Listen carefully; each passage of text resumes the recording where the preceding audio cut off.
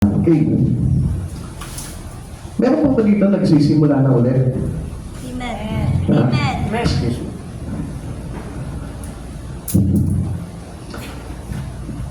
Na-try niyo na po ba na magsimula ulit from the beginning, from the basic things, para at least, para kumbaga parang ayusin yung mga bagay-bagay sa buhay po natin. Okay. The new beginnings of a Christian life. The Christian life sa beginning, lahat po tayo sa Christian, tayo po ay mayroong panimula at hindi mo pwede tayo na we jump over to the middle or to the end of our life. Hindi po pwede yan. Ano po? Kailangan we start into a new beginning of our life. Kumagay parang there is a new journey na kailangan tayo tahakin po. At yung journey na yun, it is not the same with our old path before. Amen. No one is born again. Born a Christians, sabi dito, no one is born a Christians, all are born sinner. Kaya nga, let us begin with our life to Christ Jesus. Amen. Okay. Sabi po ng Roma chapter 3 verse 23, sapagkat ang lahat ay nagkasala at walang sino mang makaabot sa kaluwalhatian ng Diyos.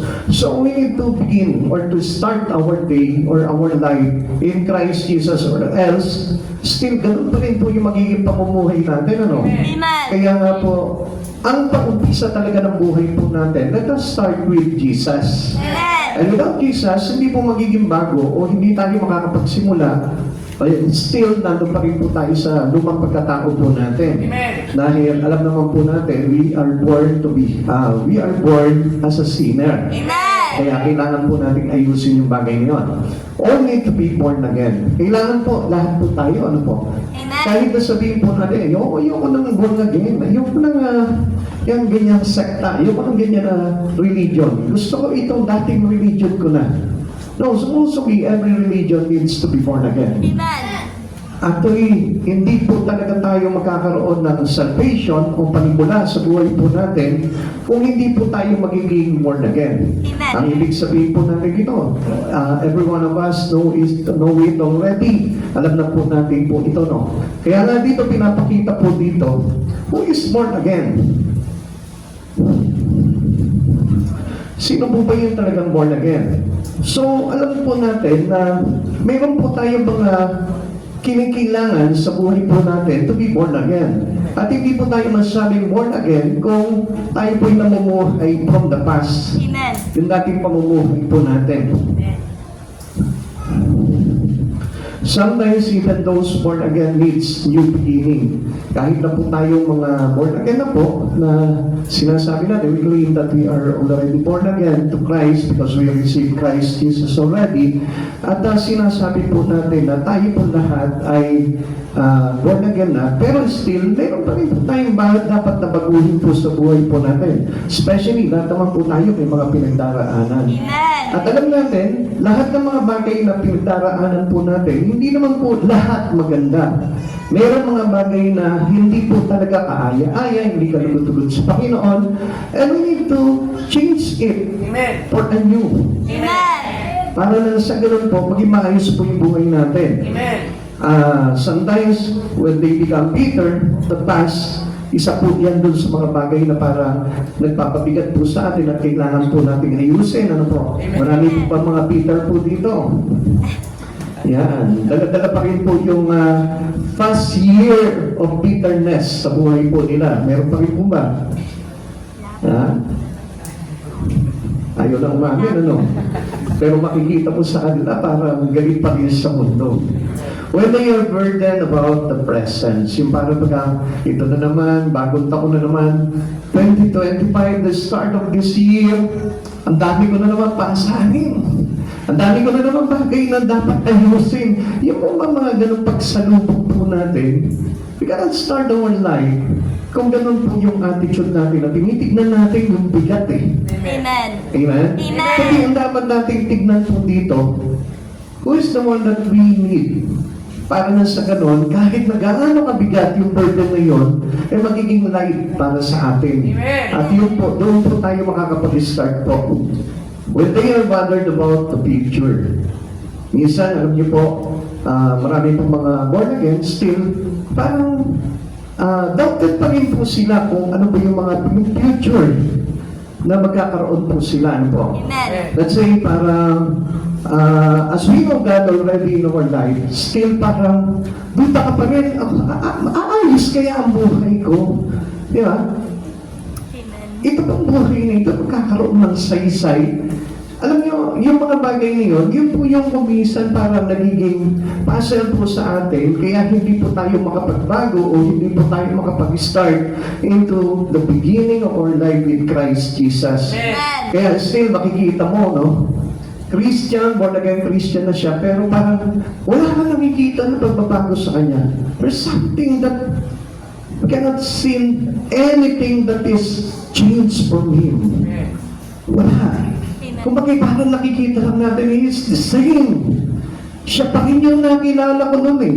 Siya pa rin yung kasama ko dati sa mga kalokohan eh. Siya pa rin yung kasama ko dati doon sa mga bagay na hindi kalugod-lugod. Parang wala tayong nakikita gano'n. Parang wala tayong napapansin. Then, we need to go into the beginning. Amen. And we need Christ Jesus. Amen. Para na sa gano'n, tayo po ay magkaroon ng pagbabago. At alam niyo po ba kung bakit po nangyayari yun? It is really because of our sin. Yung pong ating mga pagkakasala, kaya hindi tayo makapag-start sa maayos na pamumuhay. Kaya mapapansin po natin dito, hindi po natin makuha yung tagumpay ng kaligtasan kapag tayo po ay namuhay palagi sa dati po nating katauhan. Amen. Kaya alam nyo, ang dami po tao na still they know God already but still they are prison with their past. Alam niyo kung bakit? Because of their sin. Amen. Yung kasalanan na yun po yung nagbibilanggo po sa atin, kaya hindi po umuusad yung ating buhay. Our journey with Christ. Kaya still makikita mo, yung buhay po natin still separated with the Lord. Amen. Because of that sin. And then, ano po bang offer sa atin ng Lord? Let us accept Christ Jesus para magkaroon tayo ng pagbabago. Alam mo si David, alam niya rin po ito, naiintindihan po nito ni Haring David eh. David understood this and prayed for new beginning. Siya mismo. And what about us? Kailangan din po nating manalangin sa Panginoon and ask God, come on, bakit hindi pwede pa? Okay.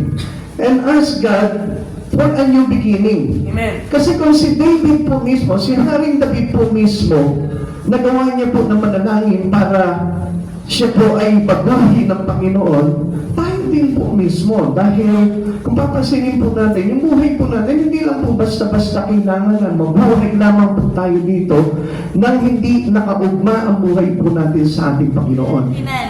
Alam niyo, hindi po natin kailangan baliwalayin ito dahil yung pong lason na meron sa buhay po natin, which caused to us by sin, yun po yung pinakamabigat doon kung bakit walang pagbabago ang tao. Kaya nga, away from sin, doon lamang po tayo makakapag-umpisa ng isang napakagandang buhay at doon lamang po tayo magkakaroon talaga ng talagang interest, pagmamahal o simpatya sa mga bagay sa ating Panginoon. Kaya, pansinin natin mga kapatid sa Panginoon, many Christians wants to be dapat, they are already close. Sabi nga po, dahil tayo pinawalang sala na meron na po tayong mapayapang ugnayan sa ating Panginoon. So, ibig sabihin nun, yung mapayapang ugnayan natin sa Lord, that was the one who keep us to be close to Him. Yun yung nagpapalapit po sa ating buhay, sa ating Panginoon. Kaya alam niyo, ang isang tao kapag malapit ang buhay niya sa Lord, he knows the directions that he needed towards Christ Jesus.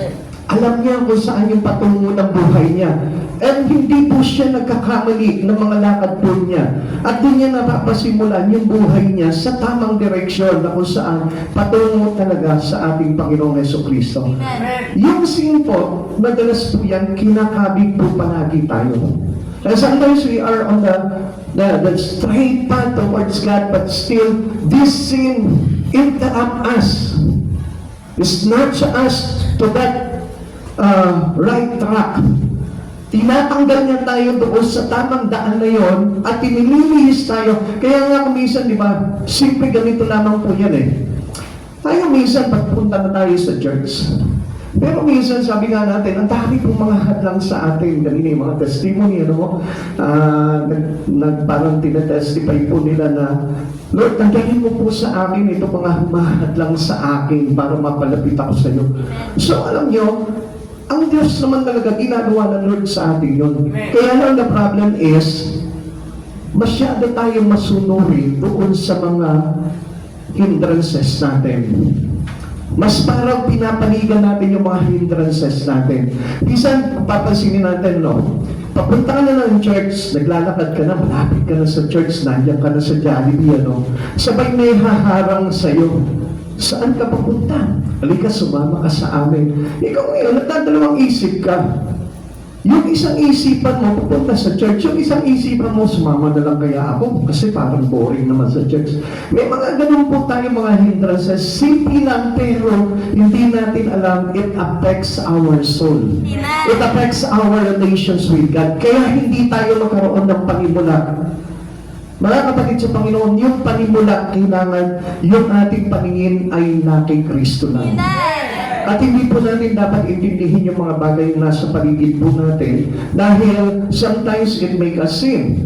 At alam naman po natin, yung past po natin, tayo namuhay sa kasalanan. And we need to separate from sin para na sa ganoon tayo po yung magkaroon na maayos na pamumuhay. Kaya nga po ito si David, alam niya kung paano siya makakapagsimula. Naiintindihan niya po ito. That's why he prayed for a new beginning. At sabi niya po dito sa awit 51 verse 5, ako'y masama na buhat ng isilang, makasalanan na nang ako'y iluwan. So he admitted that sin. Alam niya na siya po ay galing sa kasalanan. And we need God para na sa ganon, magkaroon tayo ng bagong panimula ng buhay. Alam niyo, supposed to be, napakaganda ng isang born again.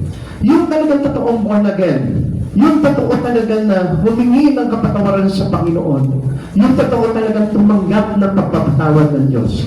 Kasi makikita po natin yung talagang bagong panimula sa buhay niya. They love to do the better things in Christ Jesus. They love to glorify the Lord His God. They love to do the things that He offered to Him by God. Gusto niya nang gawin yun, hinahanap niya yun. Kaya nga ito po si David, nung time na nag-ask siya, nag-pray siya, ng bagong panimula sa ating Panginoon, nakita niyo po na naging effective po yung pamumuhay niya. Naging matagumpay siya. At alam niyo po ba, ang pinakamaganda po dito, hindi na po siya namuhay ng hiwalay sa Panginoon. Kundi every approach that he has, laging nandun ang Diyos. Lahat ng bagay na kakaharapin niya, lahat ng bagay na katatahakin niya, laging nandun kasama niya ang Panginoon. Kapag sa digmaan, tinatanong niya ang Lord. Kapag sa mga problema, tinatanong niya ang Lord. Kapag mayroon siya nagawang mali, tinatanong niya palagi ang Panginoon. He keeps on relying with God. And this is how we start our life. At hindi po mangyayari yun if we love sin. Kung patuloy pa rin po tayo na mamuhay sa kasalanan natin, we have no new beginning of our life. There is no changes will happen. Never happen changes in you. Kung tayo po ay magmamahal at mananatili sa kasalanan. We need to begin a new life in God's manifesting Spirit. Alam niyo po, ang isa talagang born again, ang isa talagang nagpapabago sa Panginoon, makikita niyo po yung talagang manifestation ng Espiritu ni Christ sa buhay niya. Kaya nga, they love to do a lot of things in Christ. Kaya mapapansin mo, nakita mo, ilab na ilab siya sa words of God. Ilab na ilab siya sa mga awiting papuri. Ilab na ilab siya sa church. Bakit? Kasi alam niya nandun yung pasimula ng kanyang buhay. At wala sa mundo ito. Because he knows that this world is full of sin. Alinin po natin sa sarili po natin. That this world has sin us.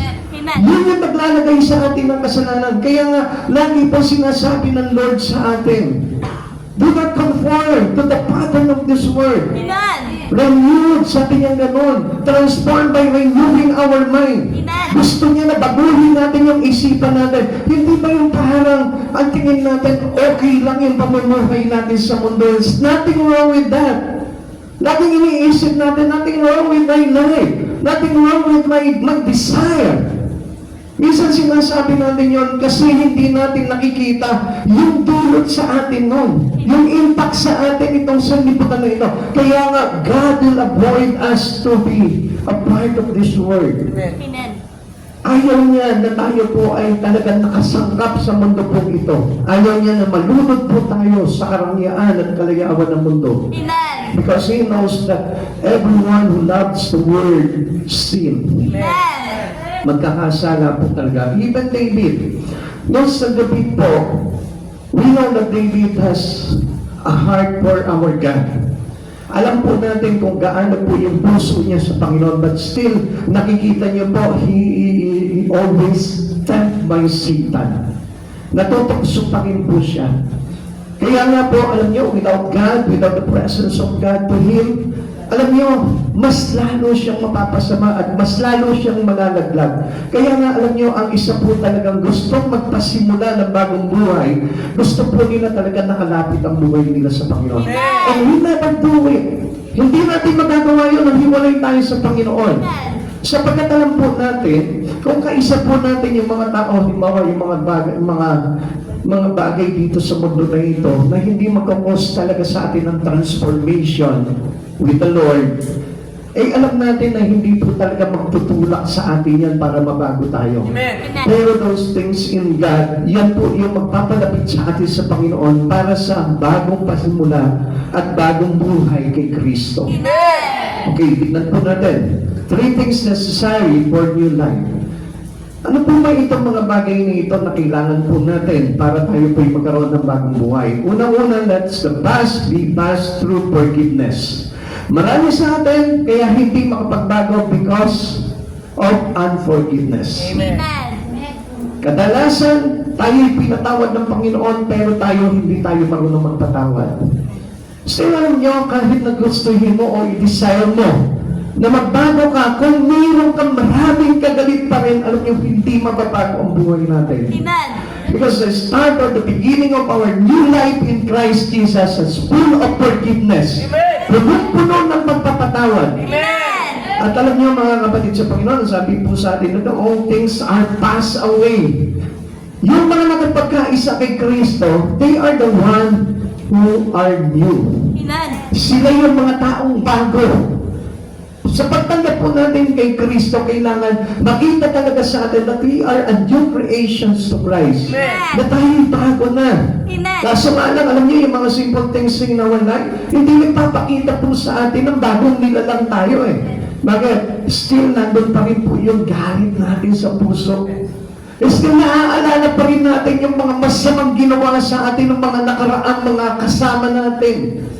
Still, naaalala pa rin natin, nakatatak pa rin sa puso natin yung mga bagay na nag-fail po sa atin. Yung sumira ng buhay natin, yung sumira ng pangarap natin. Kaya hindi tayo makapag-start kasi nire-repress po natin palagi sa puso natin yung mga bagay niyon. That's why yung forgiveness ng Lord sa atin, yun po yung nawawala. It's supposed to be, dapat na mawala po sa atin yung bitterness eh. Amen. Dapat na mawala po sa atin yung mga sama ng loob. Dapat na mawala sa atin yung galit natin, yung hinanakit natin, dahil sa mga failures natin, dahil sa mga umaway sa atin. Dapat nga po, yun ang kalimutan natin. But alam niyo kung ano nawawala po sa atin? We allowed it, the salvation, God from us. Kapatid sa Panginoon, huwag natin pahintulutan yun kasi hindi talaga tayo magkakaroon ng pagbabago. Amen. Let's believe this concerning our past sin. Alam niyo, napakahalaga po niya na talagang kailangan po natin ma-overcome po talaga.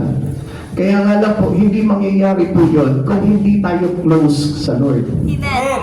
Alam niyo, sa totoo lang marami nagsasabi, no, kapag kinausap mo, close ka ba kay God? Yes. Ganun kami ni Lord eh. Naka-cross finger pa yan eh. Talagang sinasabi niya na talagang ganyan kami kadikit eh. Pero, come on, people of God, minsan makikita mo hindi marunong humawak ng Bible. Minsan makikita mo hindi nagpa-pray. So, pero alam nila close sila sa Lord. Actually, our closeness to God will get us into our knees. Alam niyo po ba kapag ang isang tao po close sa Panginoon, mapanalangin po yan. Full of prayer po yan. Amen. Hindi nagsasawa po sa panalangin po yan. Pero ang isang taong prayerlessness, do you know what was the impact to you by a prayerlessness? It makes you sin. Sapagkat ang kawalan po ng pananalangin ay kasalanan. Amen. Bakit po? Because we don't rely on to the Lord. We are not having believing in God. Nawawala po yung ating pananalig kapag tayo po ay hindi nananalangin. Kaya nga, yung sin, yung talaga nagdudulot sa atin para manatili tayong ganito. Amen. Para manatiling mabigat yung buhay natin, para manatili po na punong-puno tayo ng kaaway. Kaya hindi tayo makalaya po doon sa mga bagay na yun because we don't allow God para po siya yung gumalaw sa buhay natin to reign sa our life. Para pangunahan niya yung buhay po natin. Mga kapatid sa Panginoon, kung mapapansin po natin dito, marami po na hindi po naniniwala na sila ipinalaya ng Lord. Kasi kung naniniwala po sila, sana nandun na po yung kanilang kawalan ng galit sa puso. Come on, listen mga kapatid sa Panginoon. Alam ko maraming mga Kristiyano, marami pa rin puno ng galit sa puso. At hindi po tayo mga kapatid simula ng isang napakagandang buhay kay Kristo kung puno ka ng galit sa puso. Amen. God has given us, every one of us, give us a chance to live for a new life. Amen. Ang Diyos po mismo nagbibigay po sa atin ng napakalaking tsansa para tayo po ay mamuhay sa bagong pamumuhay. Amen.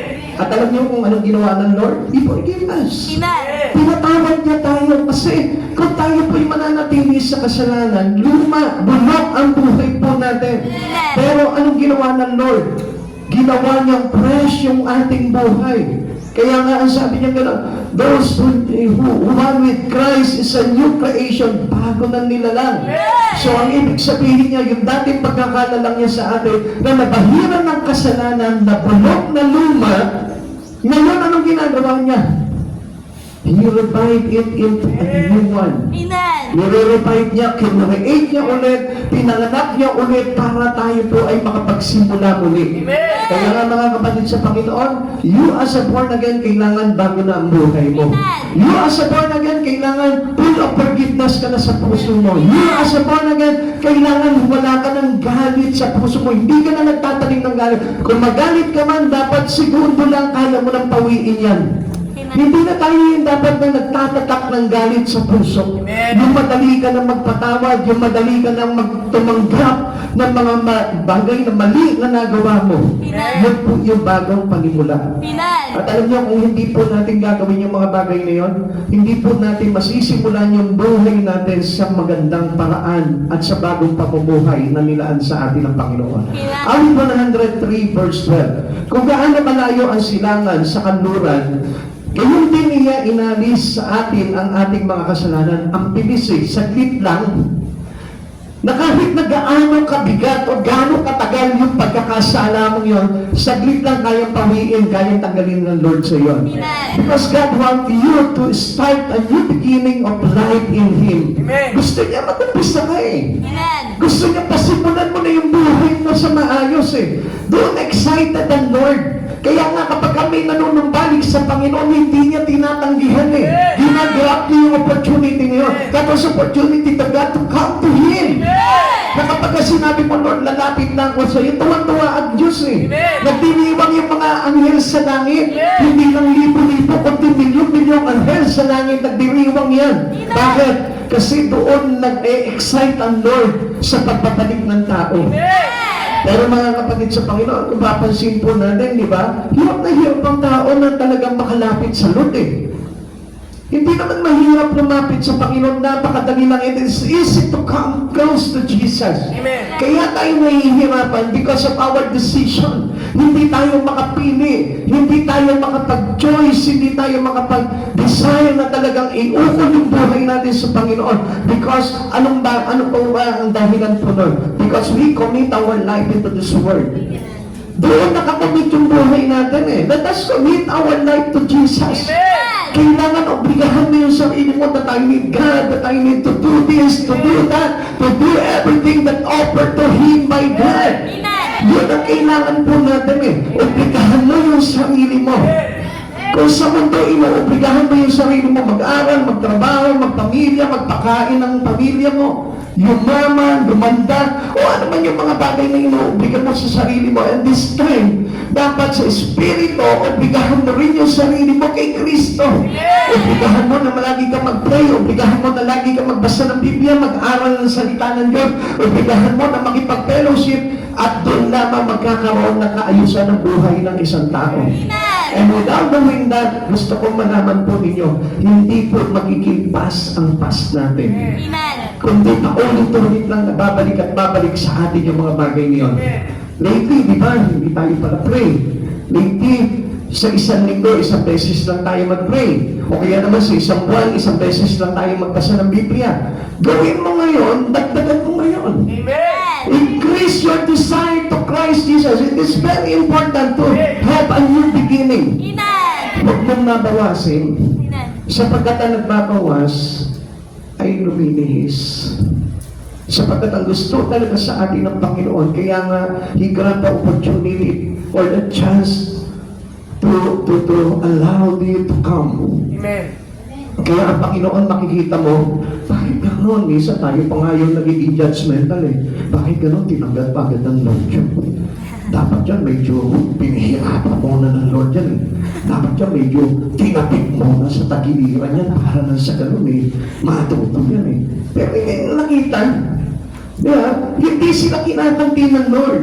Hindi pinabibigat ang buhay nila. Kaya still, pag nag-decide po sila na lumapit muli sa Panginoon, ang sabi ng Lord, come. You are welcome. Tinatanggap ka agad ng Diyos. At hindi ka niya sinusumpatan na sinasabi mo. Tignan mo yung ginawa ko sa angkol. Sa kabila niya, nakita mo, tinatanggap pa rin kita. Hindi sinasabi ng Lord yun, kundi He accepted heartedly. Dito sa puso eh. Samantalang tayo, di ba? Uusgahan pa natin yung tao. Totoo kaya ang pagpabalik nito. Parang hindi naman totoo. Ganun po tayo eh. Pero ang Lord, nakikita mo na sinasabi niya, come. Welcome. Halika dito. So tinatanggap niya ng maluwalhati po yan. But God looks for the willingness of man to live for a new life. Kaya lang tinitignan lang ng Lord po doon kung talagang willing ka talaga na mabuhay at magpasimula ng bagong buhay. Kasi tayo rin po yung magpapasya noon eh. Ang Diyos, ang kapasiyahan ng Diyos, napakaganda para sa atin. Kaya lang tayo lamang po yung talagang hindi nagpapasya ng maganda. Kaya nga kuminsan, nakita nyo, di ba? Kuminsan nasa Lord na tayo, pero kuminsan natitisod pa tayo, nawawala pa tayo. Because of a lot of things having in this life.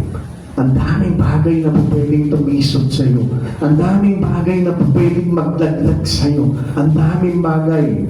Pero do not allow it na hadlangan yung iyong panibagong buhay sa Panginoon.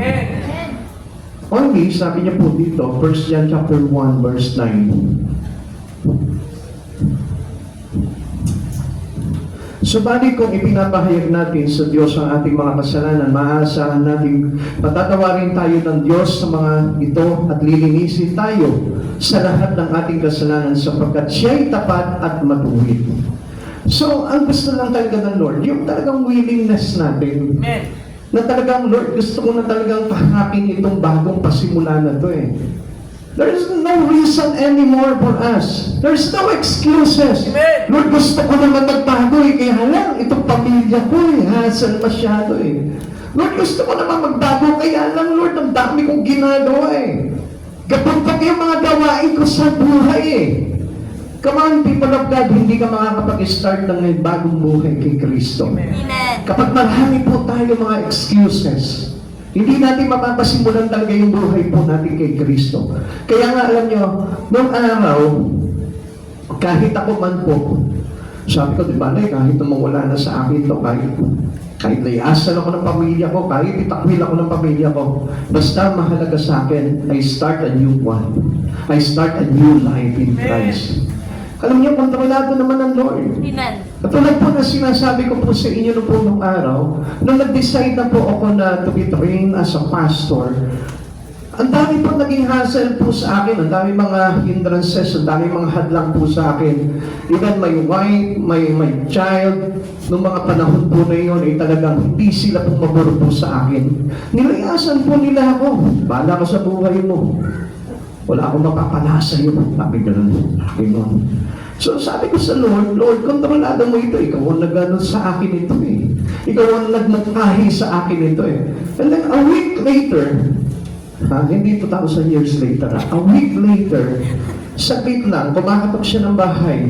Sabi niya gano'n, sige, sama na ako sa iyo. Kung paano yung gagawin natin paglilingkod sa Panginoon, join ako sa iyo. Binalik siya ng Panginoon. Alam niyo kasi kung may isang takot lang tayo harapin, yung pagbabago. Sometimes that fear, yun po, yung nagiging presence of life natin from the past, kaya hindi tayo makamove on eh. Amen. Kailangan i-move on natin yung buhay natin. Still, tingnan niyo mga kapatid sa Panginoon, you are born again but still, yung pamumuhay mo, yun pa rin yung dati. Yung kasama mo, yun pa rin dati. Yung pinupuntahan mo, yung ginagawa mo. Yung awitin mo, yung sinasayaw, yung kasuotan mo, yun pa rin yung dati. Even outside, hindi nakikita yung pagbabago eh. Amen. Kung minsan, alam niyo po, yung outside natin is reflections of our inside. Kasi tingnan niyo, kung hindi magbabago yung panloob mo, hindi mababago yung panlabas mo. Kaya nga, yung innermost natin, yun po yung kailangan magbago para makita mo, magre-reflect yan sa panlabas mo. Alam niyo, nung araw, hindi ako nagsusuot ng ganito eh. Baduy, paglasig sa akin, para sa akin. Yung maging slacks ka ng mga ganito, baduy po sa akin yun. Gusto ko nakapants lang ako, nakamaong pants lang po ako. O kaya naman yun, nakatokong lang ako, tapos naka-top sider lang po ako. Diba? Ganun po yung mga formahan po nun dati. Kapag nakakakita ko ng mga ano yun, yung tawag doon sa pantalon na yun. Ha? O yung mga may tawag ng mga matatanda doon eh. Sabagay, wala matanda dito eh. No? Ha? Hindi po. Yung gabardine ba yun? Alam niyo po yung, yung gabardine na pantalon? Yung po ba yung tawag po doon? Yung mga may pilates pa dito, yung mga may tapos yung mga kulang na lang po, no? Pag magkakatay ka ng manok, ganun mo yung leeg doon sa pantalon mo. Matitigpas na yung leeg. Di ba? Yung sobrang talim. Dati hindi po ako nagsusuot doon, pero nung time na nakilala ko ang Panginoon, sabi ko, ito yung formahan ng mga pastor. Kailangan join ako sa kanila. Kailangan kaisa ako doon sa mga mananampalataya. Amen. Yung nagpapolo ng long sleeve, nakupadoy. Lord, ang tingin ko po doon. Napaka-weirdo kapag ka naka-long sleeve ka. Yeah. Tapos makita mo, initiin ng panahon, naka-long sleeve, tapos naka-tie. Yeah. Ano sasabihin mo, badoy, ang initiin ng panahon. Amen? Amen. So, kailangan nababago po yun. Kasi pag nabago yung buhay mo, panloob, mababago yung panlabas mo. Amen. Amen. Isa ka pa ba na halimbawa nakakita, bago na kay Kristo, pero makikita mo nakashort pati ng mga igli. Hallelujah. Praise the Lord. Pastor, may kinalaman ba yun? Yes. Because you are now a great example to the Christian community. Amen. Ikaw na yung gagayahin nila eh. Amen. Eh, sino ang gagayahin po nila? Those worldly people? Those unbeliever people? Alam niyo, hindi masama mag-short, kaya lang doon ka lang sa kwarto mo. Amen. Doon ka lang sa bahay mo. Hindi masama na mag-sleepless ka, pero ipakita mo sa kasama mo lang. Hallelujah, praise the Lord. Pwede pa mag-praise the Lord tayo doon. Praise the Lord. Sabi natin, as a new one in Christ, di ba? We are a new creation. So, ibig sabihin, as a new creation, alam niyo po ba kung bakit bumilis ang technology? Because of sin. Amen. Come on. Can I hear amen? Amen. Kaya nga po, masyadong grabe na yung technology natin eh. Alam niyo po ba kung anong cause po niyan? Tapak po sa Diyos yun. Dahil actually, ang Diyos po talaga gusto niya is simple living. Amen. Kaya marami po mga tao talaga halos lampasan na nila ang Diyos sa buhay po nila because of this modern technology. Kaya akala po natin, wow, good ones, di ba? Napakabuti nung meron tayong mga cellphone, napakabuti nung meron tayong mga computer, meron tayong internet. Akala natin mabuti po yung mga bagay niyo. Easy to access, easy to reach people. Alam natin napakabuti yun, pero ang hindi natin alam, yung impact ng sin punong-puno. Amen. Yung social media, kung mapapansin po natin, napaka umaataw sa kasalanan. Kaya nga yung mga bata ngayon, makikita mo, mapapansin mo, at ang young age nila, mayroon na silang karelasyon. So, nakaka-amaze po, nakakagulat. Dahil hindi po iyon talagang pagkakadesign sa atin ng Panginoon. Now, ano sabi ng Lord? Those who are with Christ Jesus is a new creation. The old has gone. Amen. Palitan na po natin yung lumang pagkatao natin. Gawin na po natin bago. Ipahayag natin yung ating pagkakasala sa Panginoon para ipatawad ng Lord yan. Aminin natin that this gadget make us sin. Amen. Amen. Hallelujah. Praise the Lord. Minsan sinasabi natin, hindi naman nagdudulot sa akin ang kasalanan ng cellphone ko. Ay, ako, pagbukas mo lang yan, nakikita mo, pagka-ikli-ikli na ng short, kita na yung langit. Nandito ka pala sa lupa, napunta ka na ng langit. So, it made us sin. Amen. O, wag po tayong plastic. Totoo po yan, nakikita niyo yan. Sino po dito hindi nakakakita sa cellphone po nila yan? O, siyempre, hindi kayo aamin. Eh, kung ako na nga pong pastor, pag-open ko ng cellphone, pag nanood ako ng reels, kakaiba na yung mga napapanood ko eh. Tapos kayo, hindi nyo napapanood yung bagay na yun. Ang sabi ng Lord sa atin dito, subalit kung ipinapahayag natin sa Diyos ang ating kasalanan, o sino dito yung hindi nakakapanood ng ganun sa cellphone? Ayaw nyo pa rin, ha? Alam niyo pa ba ibig sabihin po nito? Kapag pinapahayag mo yung kasalanan mo, kapag ka nagkasala yung mata mo, ipahayag mo sa Lord, ako, Lord, nagkasala ako, nakakita ako ng mga ganito. Wala kayong nakita? Meron po. O, ba't hindi kayo umaamin? Sabi na lang ni Lord John. Uy, lulusot pa tayo, ano? Mga kapatid sa Panginoon, walang palusot sa Lord. Amen. Alam ng Lord na araw-araw sa buhay po natin ikakasala tayo. Pero ang sabi ng Lord, subalit kung ipinapahayag natin sa Diyos ang ating mga kasalanan, maasahan natin ipapatawad tayo ng Diyos sa mga ito at lilinisin tayo sa lahat ng ating kasalanan. Ganun po yan eh. Let us admit Amen. whatever sin we have in our life. Minsan, itinatatwa natin yun. Samantalang alam nyo, kahit hindi mo aminin sa tao yun, nakikita ng Diyos yun. Amen. Kaya nga, to start a new beginning of life, let the past be past. Yung buhay natin na binago ng Panginoon, dapat yung old life natin, wala na po sa atin yan. At doon po natin may papakita talaga yung pagbabago. New beginning also requires forgiving others. Sino po dito yung nakapagpatawad na? Sino dito yung hindi pa nakakapagpatawad? Dahil hindi ka magkakaroon ng panibagong buhay. Pagka mayroon ka pa rin kagalit sa oras na ito, I tell you, luma pa rin yung buhay mo. Amen. You are not born again. Amen. Kasi ang isang born again, pinatawad ng Diyos, kailangan tayo rin magpatawad. Amen. Many are held back by refusing to forgive dahil hindi marunong magpatawad. Kaya po hindi po umuusad yung buhay niya. Kaya po hindi makalaya-laya sa past life niya. Kaya old pa rin siya dahil po hindi marunong makapagpatawad. It is time to put away all grudges, lahat ng galit natin, lahat ng sama ng loob. Isang tabi mo na yan, ibaon mo na yan. Amen. Kung pwede, pakluksaan mo yan.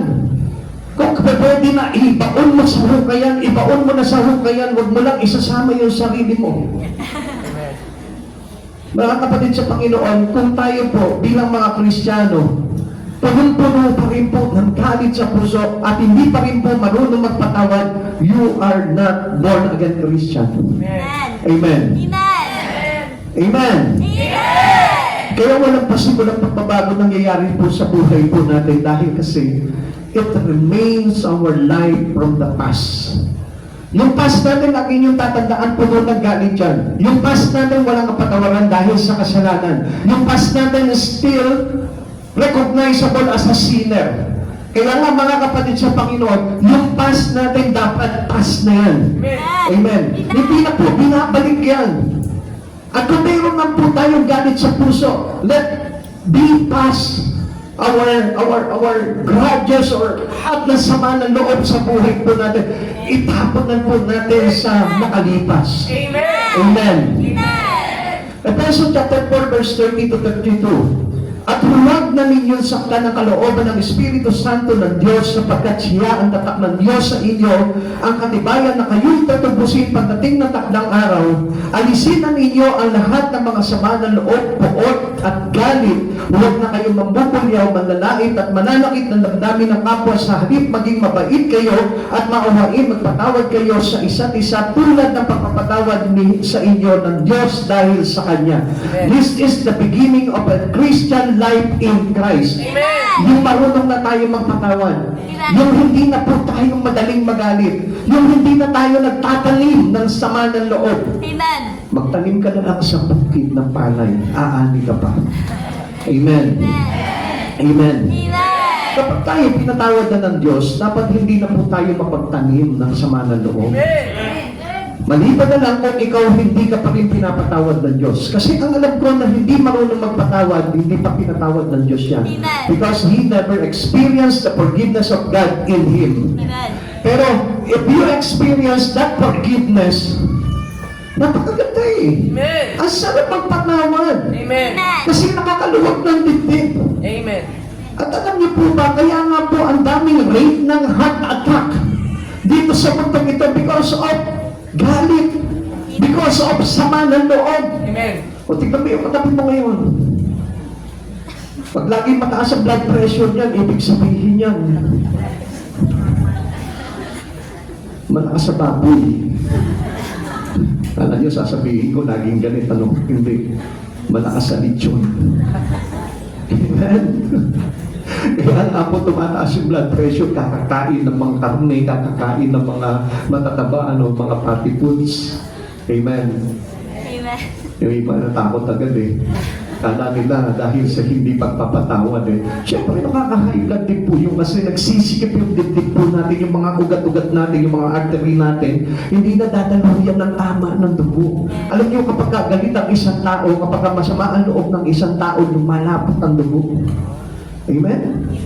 At kapag naging malapot yung dugo mo, minsan magbabalad clot yan sa ugat po natin.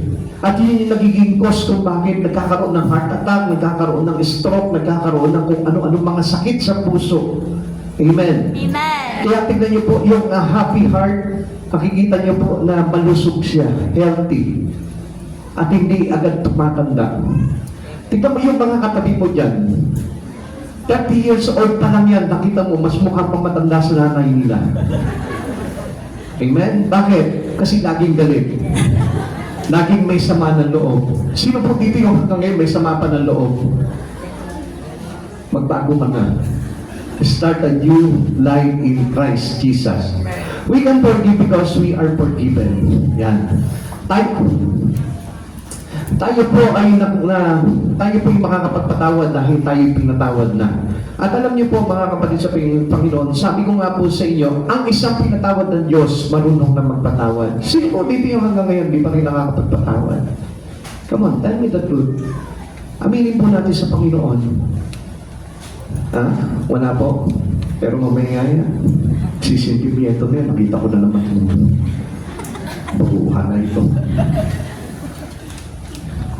Mark chapter 11 verse 26, ngunit kung hindi kayo magpapatawad, hindi rin naman kayo patatawagin ng inyong Ama na nasa langit. The changes never happens to you kapag hindi ka marunong magpatawad. Amen. Kasi yung isang tao na hindi marunong magpatawad, he has no God in him. Amen. Walang Diyos sa buhay niya. Kahit ulit-ulitin mo sa sarili mo, may Diyos ako. Pero bakit hindi ka marunong magpatawad? Kung ang Diyos nagpapatawad, ikaw hindi ka marunong magpatawad, tapos sasabihin mo, you have God, you have Christ Jesus. I tell you, napakalaking mistake mo yan. Dahil ang isang tao talaga na mayroong Diyos marunong, nag-uumapaw sa pagpapatawad sa puso mo yan. Amen. Amen. Huwag natin dayain po yung sarili po natin. Ikalawa, sabi po dito, 3 things necessary for a new life. Let the past be past through forgiveness. Napakahalaga ng pagpapatawad. Ikalawa, let the future be fantastic through faith. Yung pananampalataya natin, napakahalaga po niya para makapagsimula po tayo ng bagong buhay po sa buhay po natin. Amen. Para nang sa ganun, hindi masayang po yung paglapit natin sa Panginoon. Because those who one with Christ Jesus is a new creation. Amen. Kailangan matupad po yun. At hindi mangyayari yung buong bagay na yun without faith in Him. Amen. All things are God. Naniniwala tayo na ang Diyos ang may gawa ng lahat ng bagay. Amen. Kahit na yung mga bagay na ayaw natin na nangyari sa buhay natin, it was allowed to you by God. Pinahintulot ng Lord yan in the purpose of for us to be good. Kasi gusto talaga ng Lord talaga na mapabuti yung buhay natin. Ang Diyos kasi is the best teacher. Amen. Alam niyo, dapat yun ang idol ng mga teacher dito eh. Ang Diyos. Amen. Kasi He is a great teacher. Napakagaling magturo po ng Diyos na ito. Na kahit na doon sa gitna ng iyong mga problema, ang galing niyang magturo. Amen. Nagagawa niya pa rin na positibo yung bagay na yun. Amen. Amen? Hindi niyo po ba napansin po yun? Yung pa kahit na wala ka pera, ang dami mong babayarin, kapag ka in-encourage ka ng Lord, tinuruan ka ng Lord, makikita mo, ang ganda pa rin na matututunan mo. Di ba kapag halimbawa, no, mayroong tao, no, sinabi mo, ako, babayarin niya, wala akong pambayad. Ay, ako, sister, mahirap talaga. Lalo-lalo na wala akong pinagkakakuhanan. Yeah, ganun po yung mga encouragement. Encouragement pa natin matatawag po yun. Kaya nga po, alam nyo, ang isang taong walang pananampalataya sa Diyos, there is no fantastic life. Amen. Wala po siya nung tinatawag na fantastic future o yung extremely good future. Amen. Hindi mangyayari po yan. Amen. Mapabalot lamang po yan ang tinatawag na takot sa buhay. 2 Corinthians chapter 5 verse 15-18.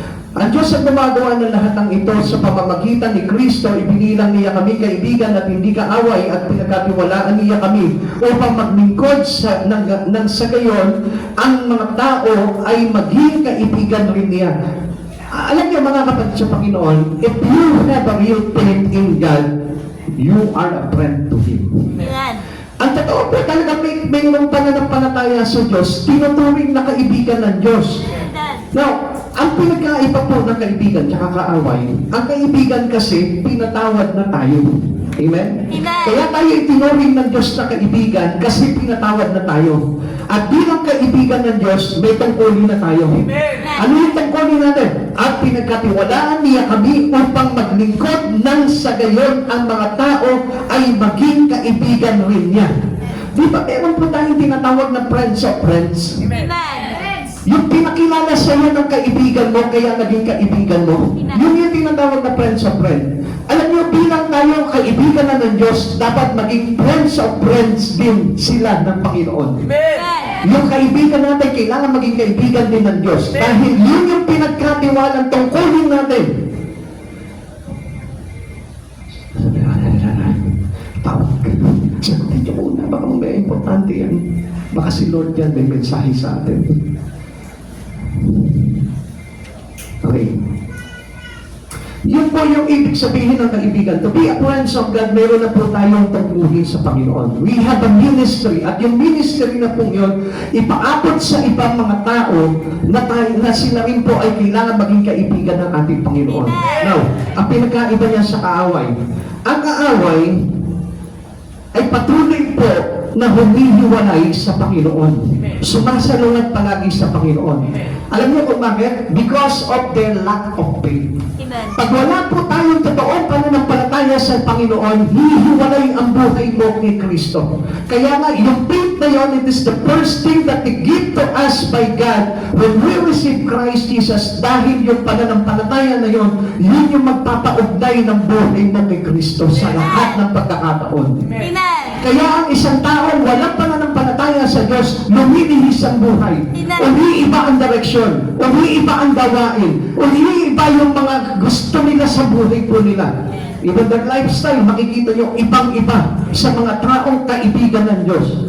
Ang kaibigan ng Diyos, laging nakalapit sa Panginoon. Ang kaibigan ng Diyos, mayroong obligasyon na ginagawang tungkulin para sa Diyos. Kasi ang Diyos po mismo nag-atas ng tungkulin sa kanyang mga kaibigan.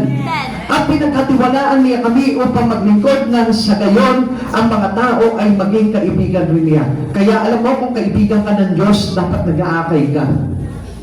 At yun po yung dahilan para tayo po ay magkaroon ng tinatawag na fantastic future. Amen. Para tayo po ay magkaroon ng extremely good future someday. Amen. Pagdating ng panahon, makikita natin yung aanihin natin yun. Alam niyo po ba yung pagtatanim ng kaluluwa, ibig sabihin yung pagliligtas ng kaluluwa, ay para ka nagtatanim ng kabutihan para sa Panginoon. Amen. At yung kabutihan na yun na nagawa natin sa Panginoon, which is God's admired so much, yung bagay na ginawa mong yun yung pagbubungahin ng Lord, yung aanihin mo pagdating ng araw sa Panginoon. Amen. At gusto ko malaman po ninyo mga kapatid sa Panginoon, sa pagtatanim, mayroong pag-aani.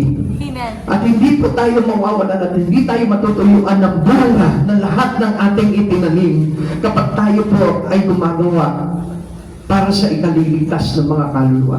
We begin with God by faith at salvation. Pagka binigyan ka na ng kaligtasan ng Panginoon, hindi po pwedeng wala ka pong pananampalataya sa Kanya. At kailangan yung pananampalataya mo is genuinely. Totoo po yan dahil yung talagang mayroong genuine faith, makikita mo, hindi lumalayo sa Panginoon yan. Hindi po humihiwalay sa Panginoon yan. Amen. Kaya nga, ang hirap humiwalay sa Panginoon, come on, based on your experience, ang hirap itawan ng Panginoon sa buhay mo kapag may pananampalataya ka. Kasi alam mo, ang daming mawawala sa iyo. Amen. Kasi ang daming, alam mo na, ang daming pwedeng tanggalin sa iyo. Even your salvation will be gone kung tayo po'y mawawala sa Panginoon. And that was your real faith in God. Amen. Kaya nga, hindi ka makapitaw-pitaw eh. Kahit na nire-review ka na ng pastor mo, pabalik-balik ka pa rin sa church. Kahit nasasaktan ka eh, pre-service, pabalik-balik ka pa rin sa church. Alam mo kung bakit? Because of your real faith in God. Amen. At doon tayo nagkakaroon ng tinatawag na extremely good future sa Panginoon. Kasi dahil sa pananampalataya mo yun. Yung minsan nadapa ka na, pero bumabangon ka pa rin, bumabalik ka pa rin sa Panginoon. Yun yung pananampalataya natin sa Lord eh. Pero yung mga hindi na makabalik pagdating sa Panginoon dahil sa kanilang pagkakadapa. Ibig sabihin ng kulang sa pananampalataya.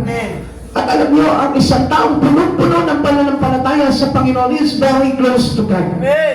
Amen. Amen. Bakit? Tingnan nga po natin, Romans chapter 5 verse 1. Sapagkat napawalang sala na tayo sa pamamagitan ng ating pananampalataya, mayroon na tayong mapayapang relasyon sa Diyos sa pamamagitan ng ating Panginoong Jesucristo.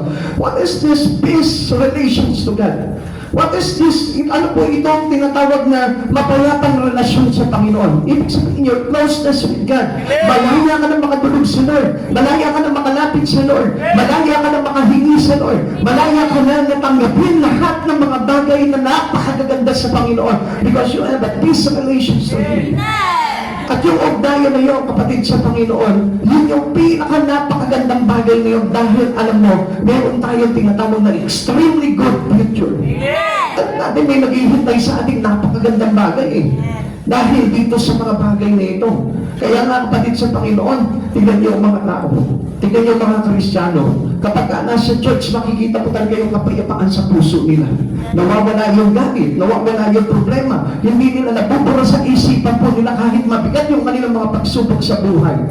Amen? Amen. Kung isa nga nakakalimutan nila nasa church sila, akala nila nasa kwarto sila. Sa sobrang kapayapaan. Amen. Siyempre kapag ikaw relax, come on, ito totoong bagay ito. Kapag ikaw relax, di ba? Ang bilis mo makatulog. Tama ba ba? Pero subukan mo, puno-puno ka ng depression. Puno-puno ka ng stress. Tignan mo kahit nandun ka sa aircon ng kwarto, napakaganda ng iyong katren, napakaganda ng iyong higaan, hindi ka makatulog-tulog. Bakit? Kasi kahit na nakapikit na yung mata mo, nagkukwenta ka pa ng babayahin.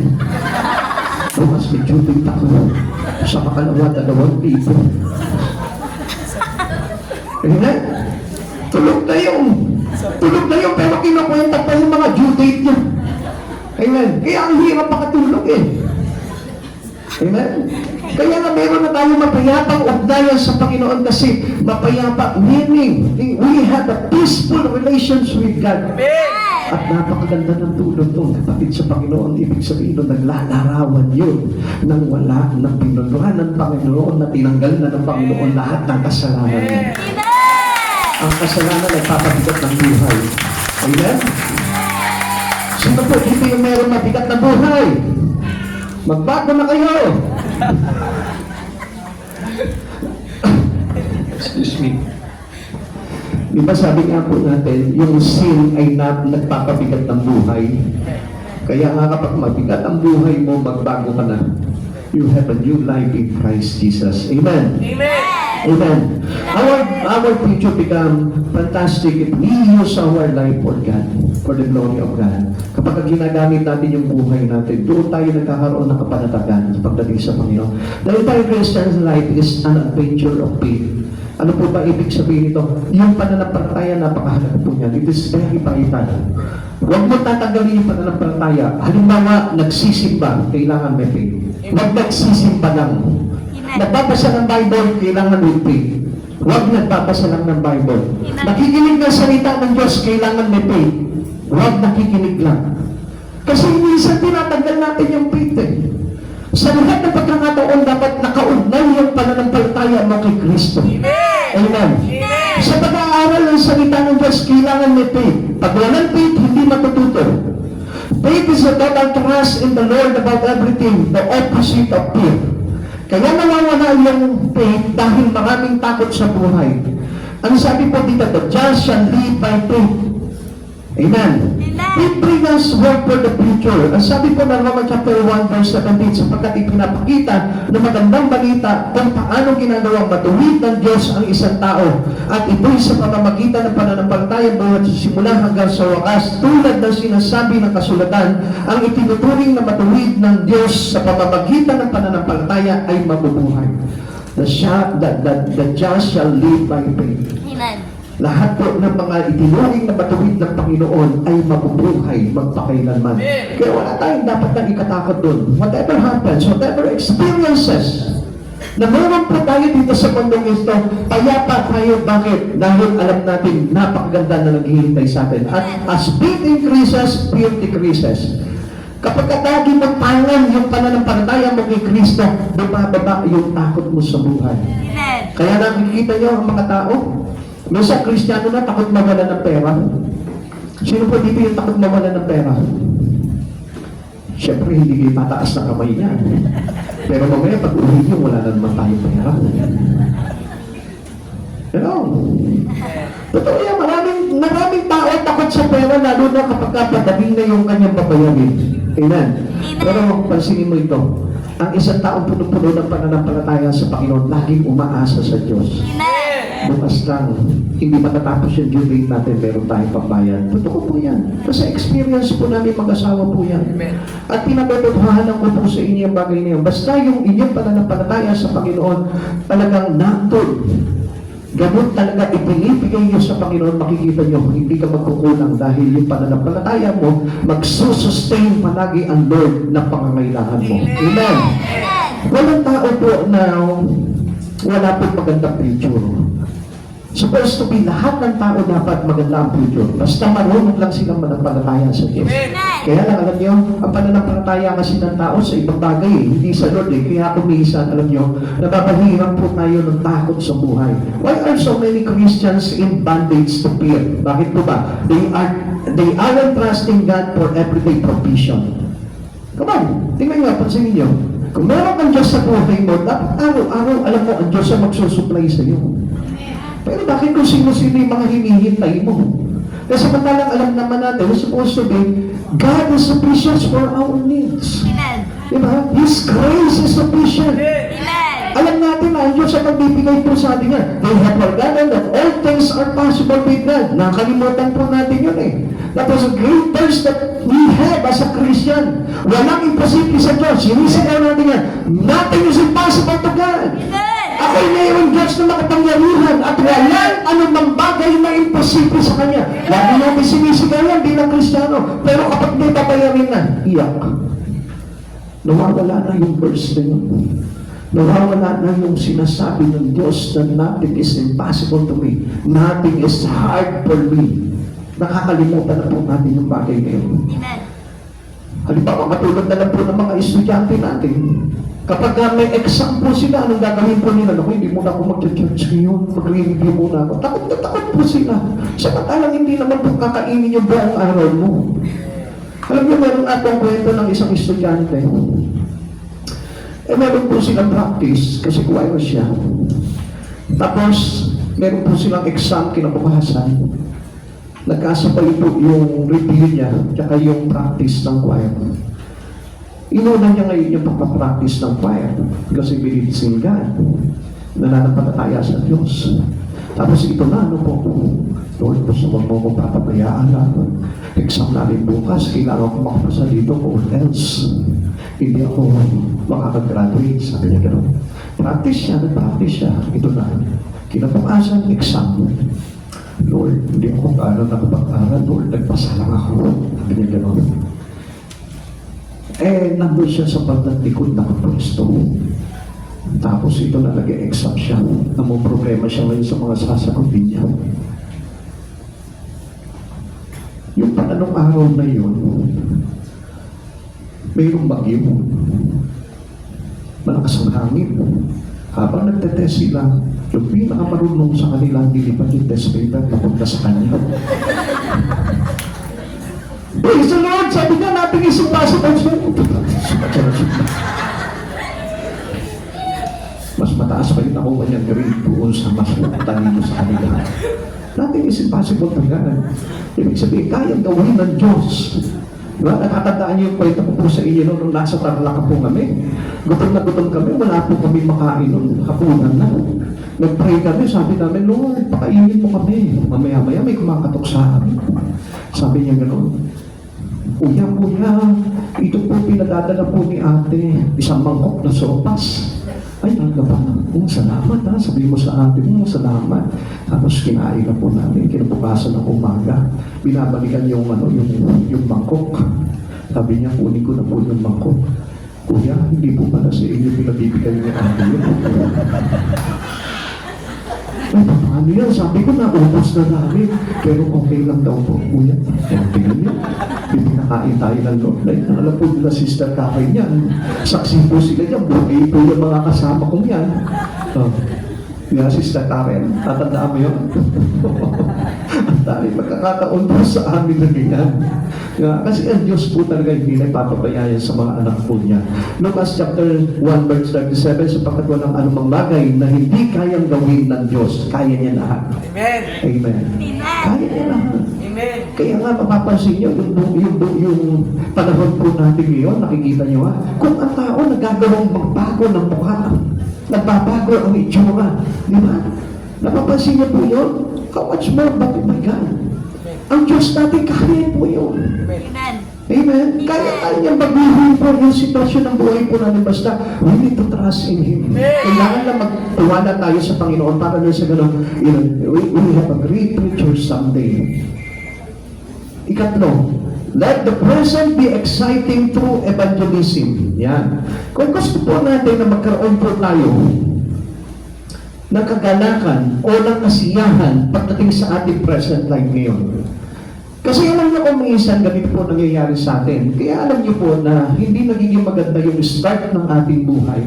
It is because we forget something as a Christian. Ano po yung ating nakakalimutan? Yung pag-akay. Minsan, ang dami-dami mga Kristiyano, pero nakakalimutan po nila na magligtas ng kaluluwa. Ang dami po tumatalo sa church. Alam niyo nga po, sabi ko nga po sa inyo, tayo po mismo, kung tayo mismo, bawat isa sa atin, magdadala ng isang kaluluwa, hindi po ba matutuwag magdadala kang Panginoon? And this is the present life that we need for us by God. Amen. Yun ang gusto ng Lord, yung magkaroon po tayo ng malasakit sa kaluluwa, sa kaligtasan ng isang tao. Amen. Kaya lang mga papansin po natin yung parang sinasegregate natin sa buhay natin na sa Christian eh. Ang dami natin bagay na ginagawa. We attend sometimes intercessory. We attend sometimes Bible study. Pero yung pagkakain ng kaluluwa, yun ang nire-reject po ng maraming Kristiyano. Come on. You are a Christian. At alam mo yung kahalagahan ng kaligtasan. And if you are truly God, and you have already salvation as the forgiveness of God was given already to you, dapat alam mo kung gaano kahalaga magligtas sa kaluluwa. And you must know that. Hindi yung Kristiyano tayo, born again tayo, pero wala tayong pakialam sa kaluluwa. Wala tayong pakialam sa kaligtasan. Kapatid sa Panginoon, tayo'y nagtatanim. At kung gusto mo ng talagang magandang pasimulang buhay, at this present life, kailangan marunong kang magmalasakit sa kaluluwa. Alam mo ba kung bakit gumanda ang buhay mo? Because of the salvation that's given to you. Alam mo ba kahit wala nga, payapa ang buhay mo? Because of the salvation that's given to you. You are saved by God. Alam mo ba kung bakit mayroon ka ng kapanatagan ngayon sa sarili mo? Because of the salvation that's given to you. Pinatawad ka ng Panginoon. At alam niyo ba mga kapatid sa Panginoon, supposed to be, if you have salvation, dapat ikaw po mismo, alam mo ang kahalagahan ng kaluluwa para kay Kristo. Amen. We are not be selfish. Ang sabi niya po gano'n, and have given to us the ministry of reconciliation. And that was our ministry for God. Hindi lamang po yung mga may desire na maglingkod sa Panginoon ang may ministry sa Panginoon. Everyone who accept the salvation from the Lord, dapat mayroon na rin po siyang ministry at ang kanyang ministry bilang kaibigan ng Panginoon ay magligtas din ng kaluluwa. Amen. Wala pong pag-aalinlangan na kailangan po natin yung bagay ngayon. Sapagkat ang pagdating ng araw, hahanapin po din tayo ng bunga ng ating Panginoon. Alam niyo po, mga kapatid sa Panginoon, dito rin po natin makikita kung talagang tayo po ay nag-receive na po ng salvation. Kung tayo ay naligtas na rin po. Kasi alam niyo po, kasama ng salvation na yun is the Spirit of our Savior. At kapag niligtas ka ng Panginoon, nakapalood na doon, nakapackage na po yung Espiritu ng pagliligtas. At ang isang taong naligtas, mayroon na po siyang adhikain na magligtas din ng kanyang kapwa. Amen. Amen. At lagi po natin tandaan po yun. Okay, listen to this ulit. 2 Corinthians chapter 5 verse 18 to 20. Ang Diyos ang gumagawa ng lahat ng ito. Amen. Sino nagsasabi sa iyo na magligtas ka? Ang Diyos. Sino nagligtas sa iyo? Ang Diyos. Sino nagayos ng buhay mo? Ang Diyos. Sino ang nag-aahon sa iyo sa lahat ng pagsubok na dinaanan mo? Ang Diyos. So, ibig sabihin, ang Diyos ang may karapatan na rin sa buhay po natin. Bakit? Sa pamamagitan ni Kristo, ibinilang niya kami mga kaibigan at hindi nakaaway at pinagkatiwalaan niya kami upang maglingkod ng sa gayon ang mga tao maging kaibigan rin niya. Anong ibig sabihin niya? Winning soul. Magligtas ng kaluluwa. Kaya kung ikaw mismo, sa tingin mo na ikaw ay tinanggap mo na si Kristo sa buhay mo, dapat mayroon ka ng kaisipan at mayroon ka ng puso at mayroon ka ng espiritu na may malasakit sa pagliligtas ng kaluluwa. Amen. We are no longer selfish.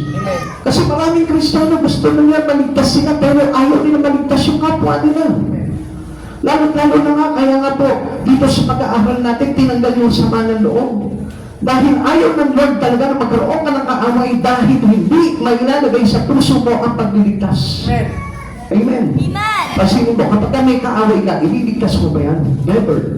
Pagtatawanan mo pa yan kapag napahamak yan. Tama ba ba? Yung nga lang yung kaaway mo, yung kagalit mo, yung kinaiinisan mo, matawisip lang, makita mo dyan sa kalsada, ano sabi mo? Matigasan yun. Hindi lang dapat ganyan ang inabot mo. Dapat may bukol pa.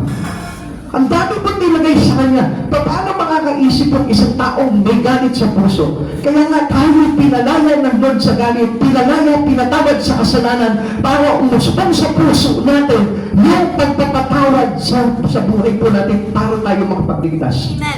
Akala natin ang pinatatawad lamang po natin yung mga nagkasala sa atin. Even those people around us. Pag pinambalik mo sa Panginoon yan, ibig sabihin, ginawaran ng patawaran yan. Kaya nga po tayo naligtas because of the forgiveness of God. Amen.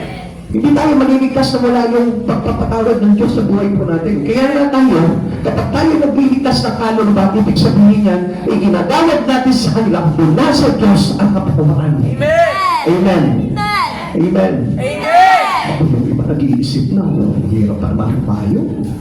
Ang hirap pa naman kumakusap ng mga kaibigan ko. Naku, tinutuloy lang ako.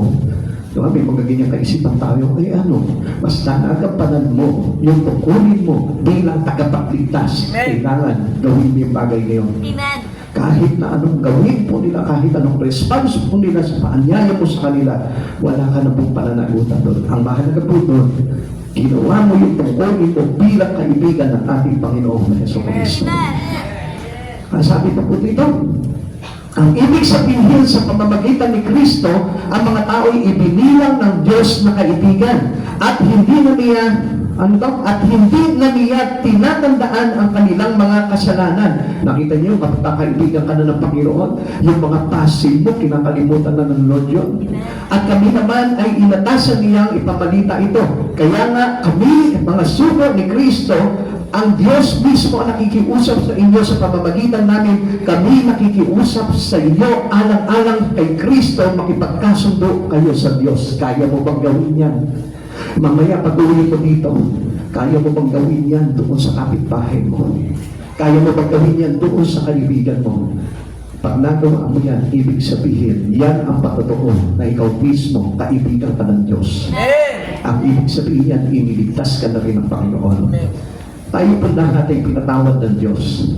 At bilang sukli sa kabutihan, kagandahan ng loob na hindi naman talaga work para sa atin ang iligtas ng Diyos, yun lamang yung pinakamagandang biyaya na gagawin po natin. Yung tayo po mismo yung makapagligtas din. We are commissioned to tell others the love of Christ.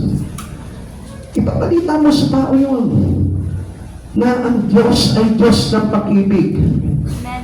Pero ako walang pag-ibig. Come on. Kapatid sa Panginoon, if you are a Christian, puno na dapat ang pag-ibig sa puso. At yung love na yun ang nagtutulak para magligtas ka ng kaluluwa. Amen. So Jesus is the God of love. Kaya nga itong Panginoon na ito, yun ang nagtulak sa Kanya para iligtas po tayo. His love for us, for God so loved the world. Amen. At hindi po natin maitatanggi yun. Kaya kapag ikaw, pinuno ka ng pag-ibig ng Panginoon sa puso mo, ang ibig sabihin yan, marunong ka na rin pong magligtas. So we are ambassador for Christ. We are to bring others to be reconciled to God. Yan ang tungkulin natin. Wala sino man ngayon sa oras dito na hindi po pwedeng hindi gampanan itong tungkulin na ito na inilagay sa atin ng ating Panginoon. Sapagkat ang lahat ng ito'y utang natin sa Panginoon. Tayo lahat ay pinatawad ng Panginoon dahil sa kagandahan loob at sa Kanyang pag-ibig para sa atin, kaya tayo naligtas. Amen. Nothing is as exciting as witnessing and bringing others to Christ. Ang sarap nun eh. Yung pag meron kang mga kaibigan na madala mo sa Panginoon at makita mo makapanatili sa Panginoon, hindi po ba parang nakakagaan ng kalooban? At doon mo napipil na kasama mo ang Diyos sa buhay mo. Kasi hindi mo magagawa yun kung hindi mo kasama ang Lord eh. At ang sabi ng Panginoon sa atin, He will be with us until the end of this age. Kailan po nangyayari yun? Kapag ipinapangaral natin ang salita ng kaligtasan, kung tayo laging sinasama ng Lord. Pero paano po kaya mga kapatid sa Panginoon magagawa ang mga bagay na ito kung tayo po mismo hindi natin madala ang buhay natin sa Panginoon? Kung tayo po mismo naging struggle pa rin po tayo na ilapit yung buhay natin sa Lord at gawin yung mga bagay na ito, mahihirapan po talaga tayong gawin yun. Sapagkat if you will have or if you have a life that trusted for God, gagawin mo yun at madali mo na lang magagawa yun dahil kasama natin palagi ang Panginoon sa natin. Do not forget our commissions to God. Nung tayo po ay ligtas ng Panginoon, kailangan din po tayo magligtas. At wala sino man sa atin dito na hindi marunong magligtas. We experience that salvation. At alam niyo po ba yung mga bagay na na-experience mo? Kung minsan, yan po yung laman ng produkto mo. Pansinin po mga kapatid sa Panginoon, If you experience the forgiveness of God, yan dapat yung laging laman ng puso mo. Kasi mo, kapag halimbawa, napanood ka lamang ng isang magandang pelikula, humanga ka, na-touch yung puso mo, hindi ba more than one person yung pinagkakwentuhan mo nun? Hindi ba't halos lahat ng kaibigan mo, iniistoryahan mo nung napanood mong yun dahil na-touch talaga yung kalooban mo? Nakarelate ka doon sa bagay na yun. How much more? Kung ikaw mismo, na-experience mo sa Panginoon yung pagliligtas na yun, na-experience mo sa Panginoon yung pagbabago ng buhay, na-experience mo sa Panginoon yung nagkaroon ka ng panibagong pasimulang buhay na nakaugnay kay Kristo. Di ba ang sarap ikwento doon sa tao? Amen. Kaya nga kung minsan, sawan-sawa na kayo sa istorya ng buhay ko eh. Kaya nga kulang na lamang po, kulayan nyo yung mga kwento ko para maging true to life na. Kaya mga kapatid sa Panginoon, kung kayo man po'y na-admire kayo, na-inspire kayo, para kayo sa mga ginawa ng Panginoon sa buhay nyo, hindi ba't dapat ang word na ipangundakan natin at ikwento natin sa kahit na kaninong tao yung mga naranasan natin kabutihan ng Panginoon? Sino tayo para ipagdamot natin yung mga bagay na ginawa ng Panginoon sa buhay? Kaya kung gusto niyo man po na maging bago ang buhay natin, let us start a new one in Christ Jesus. Let us commission to do all these things to other para na sa ganon, maging kapakipakinabang at maging worth yung pagliligtas sa atin ng Panginoon. Amen. Have you done your life with Christ? Naumpisahan mo na ba ito sa Panginoon? O hindi pa? Kung hindi pa, umpisahan mo na ngayon. Nakapakinig ka na ngayon kung paano yung gagawin mo. Umpisahan mo na. Pag uwi mo na bahay, umpisahan mo na agad. Or have you lost the joy of your salvation? O baka naman sinasayang mo lang yung pagliligtas sa iyo ng Panginoon. To keep us safe. Para maging safe yung kaligtasan na yun, i-share mo palagi yung kaligtasan na yun sa atin, sa mga kakilala natin. Forgiveness, faith, evangelism can bring a new beginning to your new life. Kaya sa umpisa ng pagkakataon na ito, umpisahan po natin yung buhay po natin na talagang nakaugnay ng todo sa Panginoon at hindi lamang nakaugnay sa mundong ito. Let's start a new one in Christ Jesus. Tayo po na magsitayo.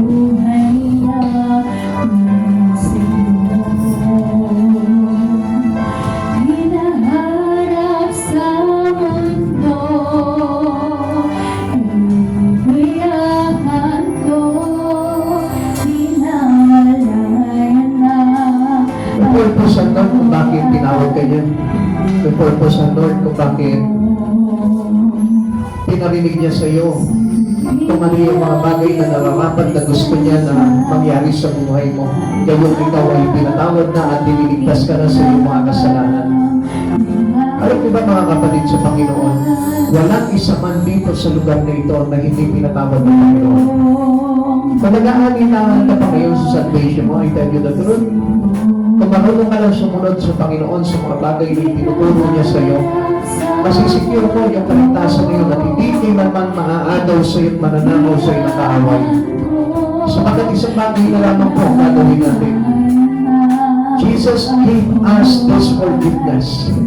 Jesus gives you salvation. He saved us from our sin. Niligtas niya tayo.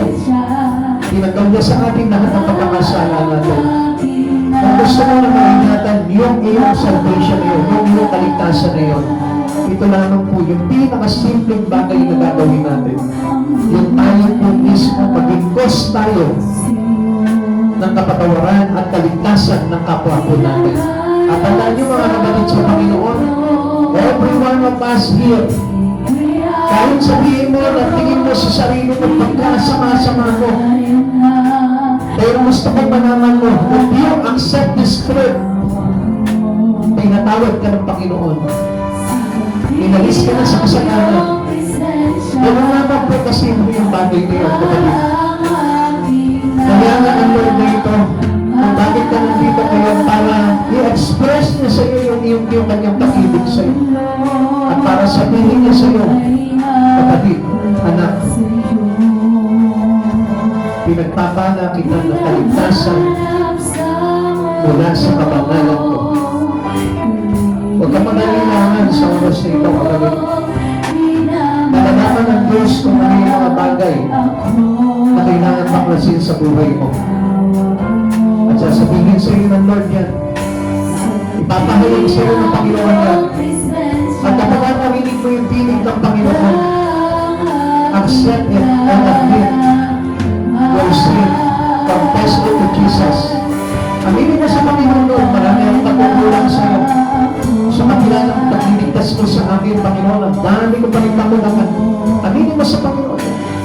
And then, let us to renew our new life in Christ Jesus. Umpisahan mo yung buhay ng Kristo. He will wait for us. Hinihintay niya tayo. Hallelujah. Glory to Christ Jesus.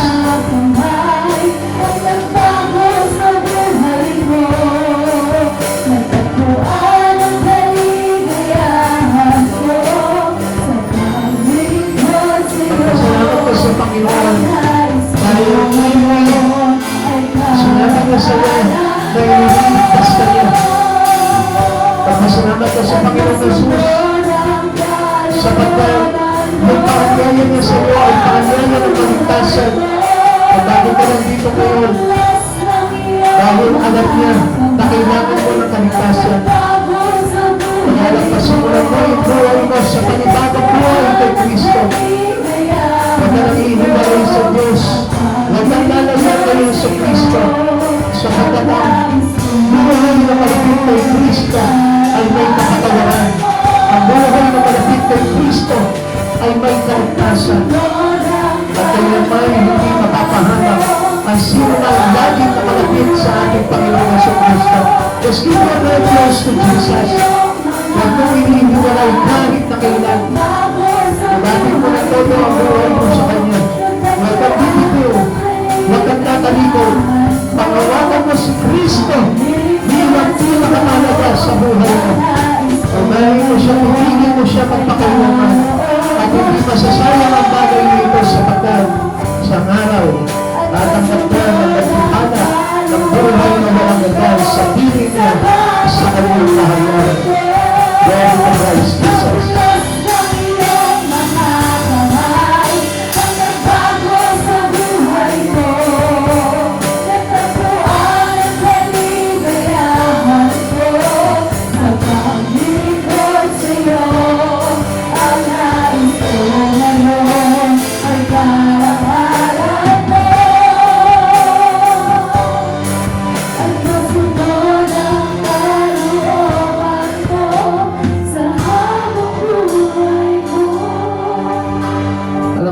Sa oras na ito,